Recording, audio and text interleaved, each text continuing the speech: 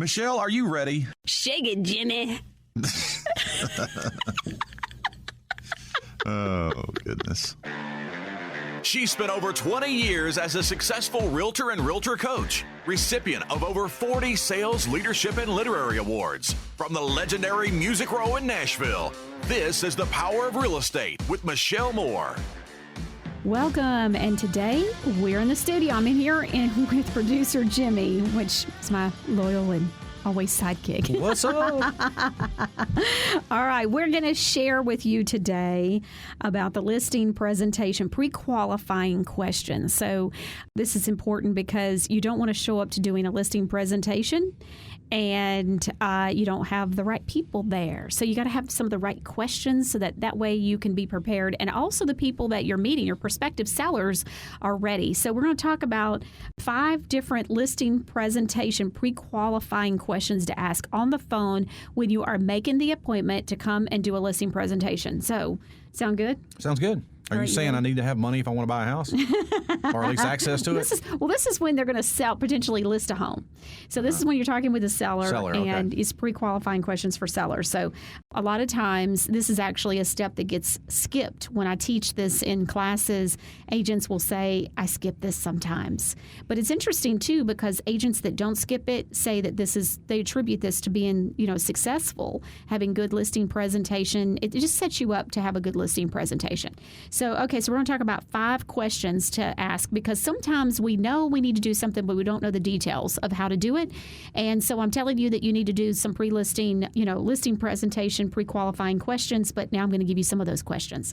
Number 1, when we're talking about 5 pre-qualifying questions, the first one is ask Mr. and or Mr. Seller that you're on the phone with, will the decision makers be able to attend this meeting? So when we're getting together, is everybody going to be there? How many times have you gotten to the home and you start doing the listing presentation and you find out they're married or there's someone else that needs to be there to be able to make a decision and you can't get the home listed? In fact, not only that, but you're either going to have to do one of 2 things. Rely on the person that you're meeting with and you're telling all this stuff to relay everything as well as you did, which we both know or we all know would never happen. It's just impossible. And then the second thing is, or you're going to have to come back and go through it all over again. So here you are building rapport, coming in, wanting to do this pre-listing presentation or listing presentation. Oof, it's tough because they're not going to be there. So I always feel like there's that disconnect if you don't have that time to really bond and build that rapport with them all at once. You don't want to waste their time or yours either. Exactly, and that's exactly what it feels like as time is being wasted. All right, so we're talking about 5 pre-qualifying questions. The second one that you want to ask when you're on the phone with them setting the appointment with the seller is, why are you looking to sell? A lot of times what will happen is you can have a list of questions, and when you ask open-ended questions like that, you might get the answer to 2 or 3 questions by just letting them speak and listen.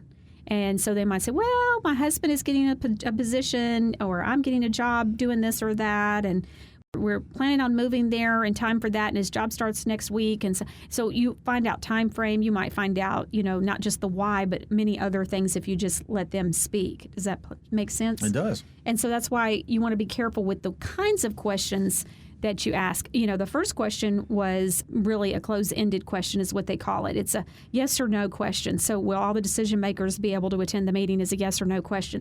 This is what you call an open-ended question. Will you be buying another home in the area? Now, this may have gotten answered, when you ask the first question. This lets you know if you need to be thinking about pulling some listings other properties that may be on the market in the area that they want to live in. Or this also lets you know if they say, no, we're going to be moving out of the area. So where are you planning to move would be a follow-up question, because why? You want to see if there's a possibility that you might be able to refer the deal. So refer it to another agent. Say, hey, look, if you're moving, do you already have an agent in Arizona? Or Phoenix or whatever, and say, do you have an agent, or would you like for me to find out somebody that would be able to take great care of you?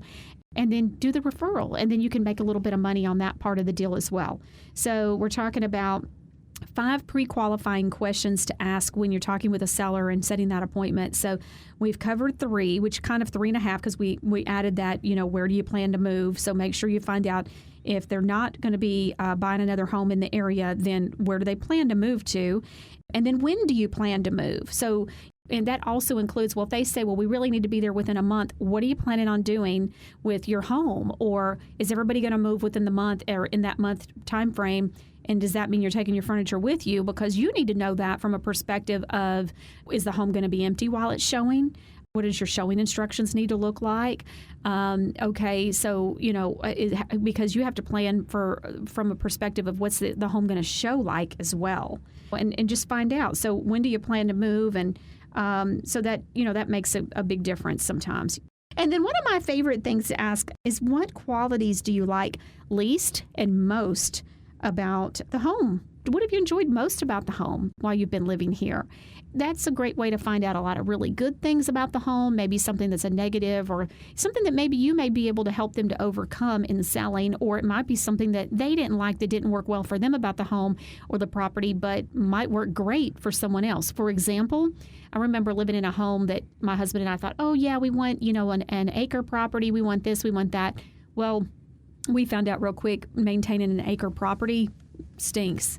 And so it didn't work well for us. But the other couple that bought the home after us, they loved yard work and all of that was good. And we didn't have kids at the time either. So we had this great flat yard, but no kids. And so it would have been perfect for kids to be running around playing kickball or something.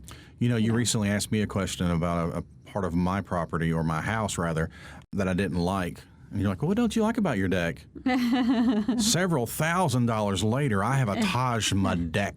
You do. I went over the top. But I tell you what, I like it. And it's more of a porch than it is a deck. But yeah. I really hated the old deck. I'm not going to lie. Another way to kind of say that is, say that question is, what about your home will you miss the most? And so that's a great way of getting something that's great about the home.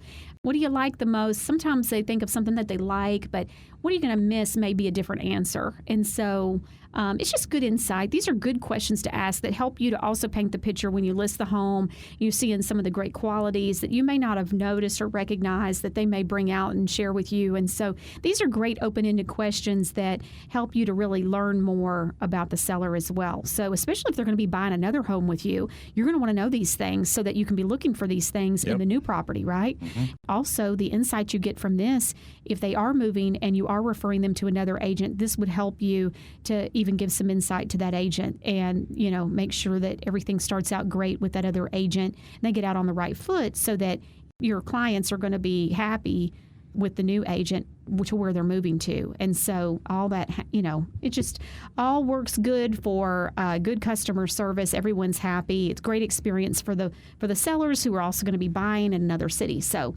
5 questions to pre-qualifying questions to be asking a seller when you're getting ready to meet with them, and be prepared for the meeting. And that way you can maximize your time, their time. And that's actually what I say. I say, hey, look, I'm going to give you an alternate choice close is what this is called.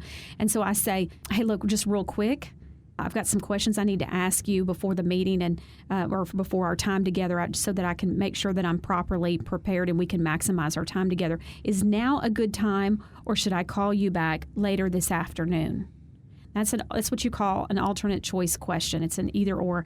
And they go, oh, well, now it's fine. So great. Okay, so real quick, XYZ. What about this? How about that? And you can go through your questions. And so make sure you have the questions ready to go and you go through those and you ask them. So pretty good stuff, huh? It is. Helps you grow your business, helps you to do business smart. And it's a great process to have. And I think that's about it. So look, 5 pre-qualifying questions to ask. There's plenty more. I have a list of 17 plus the question of will all the decision makers be available to attend this meeting that we actually go over in the RESP course. So we've got a course called, it's a RESP designation course. It's a national course for real estate agents. If you want more information on that, you can always go to realestatecoachingsimplified.com. And hey, never miss an episode of The Power of Real Estate. You can always go on iTunes, Google Play, or iHeartRadio and subscribe to the show. And we'll see you next week on The Power of Real Estate with Michelle Moore. Realtors, if you're ready to jumpstart your business, Michelle has your realtor coaching covered at realestatecoachingsimplified.com. Everything from coaching online teachings to in-person programs. Join us next time for The Power of Real Estate with Michelle Moore.